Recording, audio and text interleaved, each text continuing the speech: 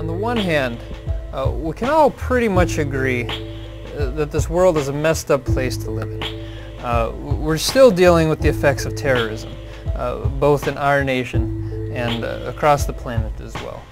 Revolts, protests, all sorts of things like that currently taking place. Poverty, widespread poverty all over the planet. Economic crisis, that's evident especially in our nation, but it's spreading all across the world. What about the AIDS epidemic in Africa? Huge things taking place on our planet. The saddest of which is the individuals. When two people start hurting each other. And so all across our planet, we got these pairs of people in Africa, pairs of people in Europe, pairs of people in America, turning against each other. Broken families where people share absolutely nothing in common except the roof over their head. Broken neighborhoods where people don't care anything beyond their own property line. And then you get into the issues of divorce and hatred, abuse, prostitution. And then you throw the children in the mix of all this. You just see all these broken lines all over across our planet. People being hurt, people separating from each other, turning against each other. And we can all pretty much agree that this is not the way the world was meant to be lived in. And the fact that we all feel this way tells us that maybe a better way is possible. Maybe the future could look different, and that's something that maybe we could strive for. Or maybe the fact that we all get this impression that the world should be different than it is today is an indication that it once was. So over here, we could cast a new picture of a world gone better. A place where people could work together, love together, live together. A place where the environment could be preserved instead of abused. A place where marriages, regardless of how far gone they might be and how much brokenness has taken place, that marriage could be restored as the fullest relationship that we know of on our planet. And a place where our children could be safe. Our children, talking about the kids that live in your household, the kids that live all across the planet as well, where safety is possible.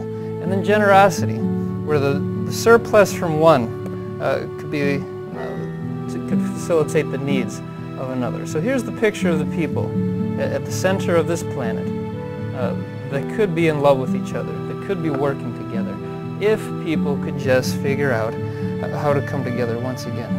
But for some reason, you got these two big cogs in the wheel right here. And as the gears turn, we want to find a way to jump from the one over here back over here. But for some reason, it doesn't seem possible. And at least from the Christian perspective, the reason is we are missing a third gear, and that's the gear of Jesus, where our understanding is that God had to enter our planet. He had to live our life, become one of us. And most importantly, had to die our death. And this is the fundamental difference between jumping over here and jumping over here. If you start here and just try to move there, you're covering over the issue, just trying to dismiss the problem, build upon it. Covering only gets you so far. Someone needs to come in and cleanse it. And that's what we are told Jesus did 2,000 years ago when he died upon the cross, where all of the guilt and all of the wrong that we see accumulated over here on this side was poured out to Jesus right here. And as he died the death, so along with him, all the guilt, all the punishment, it's disappeared, it's gone.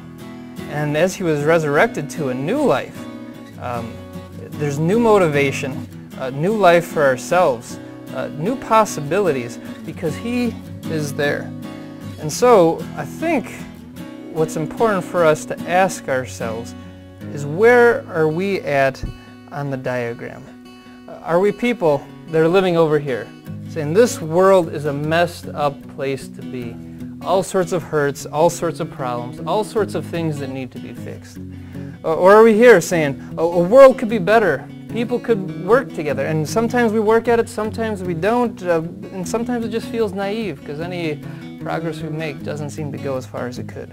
Or are we here, where we add the third gear into the mix, saying that because Jesus took the wrongs, he can spin the rest of the world and set things right back in motion. So where are you?